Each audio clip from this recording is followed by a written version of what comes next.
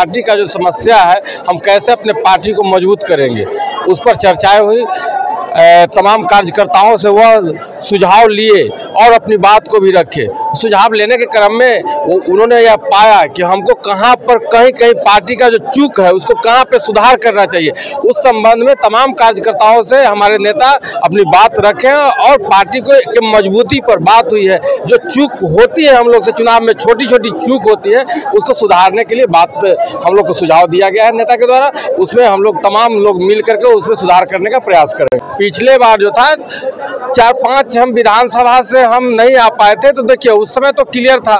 जो उस समय चूक जनता ने तो गद्दी पे बैठा दिया था, तेजस्वी जी को मुख्यमंत्री मान लिया था, लेकिन वह बेईमानी करके जो सत्ता पे जो गद्दी पे जो बैठे हुए थे लोग, वह लोग बेईमानी करके इनको सत्ता से दूर रखने का काम किए थे। बेईमानी न हो इसके लिए क्या? देखिए हम जो बहुत कम अंतर से हम बहुत सारा सीट हार गए थे, तो हम काफी मजबूती के साथ इस लड़ाई को लड़ेंगे। जो छोटा जो 10-5 वोट से जो हम हारे थे, 1000 वोट के अंदर से बहुत सारा सीट हार गए थे, उसमें हम मजबूती कैसे बनाए और उस सीट को भी जहां पे हमको जब छोटा मार्जिन नहीं रहेगा तो चाह के भी लोग बेईमानी नहीं कर पाएंगे। Next CM Tejashwi Prasad Yadav. जो तेजस्वी जी जब 17 महीना, बहुत छोटा सा पीरियड, 17 महीना जब सत्ता में रहे, सत्ता के सहयोगी बन के रहे, तो लगातार नियुक्ति पत्र बंटवाने का काम किए। और किनके हाथों? जो लगातार गाली देने का काम करते थे, कहते थे कहाँ से देगा नौकरी, अपने बाप के यहाँ से ला के पैसा देगा, उनके हाथों नियुक्ति पत्र बंटवाने का काम किया।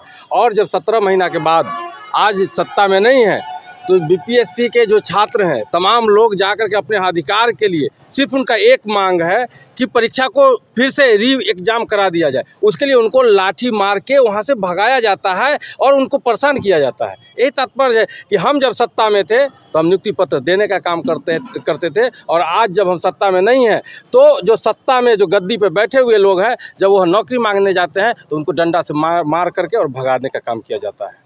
तमाम कार्यकर्ता मिलकर के तेजस्वी प्रसाद यादव जी को मुख्यमंत्री के रूप में देखना चाहता है। वह कैसे मुख्यमंत्री पर बैठे, मुख्यमंत्री की कुर्सी पर बैठे, इसी पर तमाम संवाद हुआ, कार्यक्रम हुआ।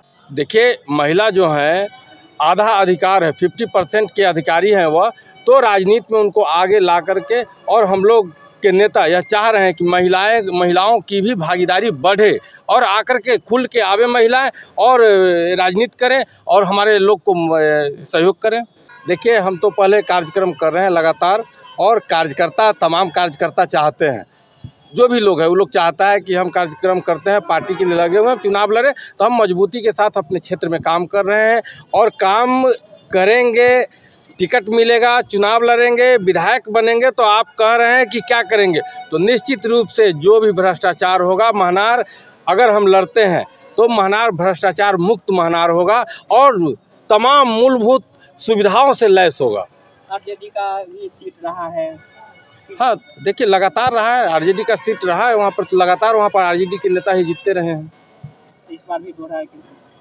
निश्चित रूप से हम तो आशा रखते हैं कि टिकट मिलेगा, और निश्चित रूप से जो पीछे का है, अभी भी तो हमारे जो वहाँ विधायक हैं वह आरजेडी के टिकट से ही जीते थे। किसी कारण से वह हमारे बीच अभी नहीं है, उनका कुछ आपसी है, उस पर हम बहुत कुछ नहीं कहना चाहेंगे, लेकिन हमारे जो दल से वह जीत के गए थे। फिर दल के द्वारा जिनको टिकट मिलेगा, हम भी हैं वहाँ पे, जो टिकट मिलेगा हम चुनाव लड़ने के मूड में हैं।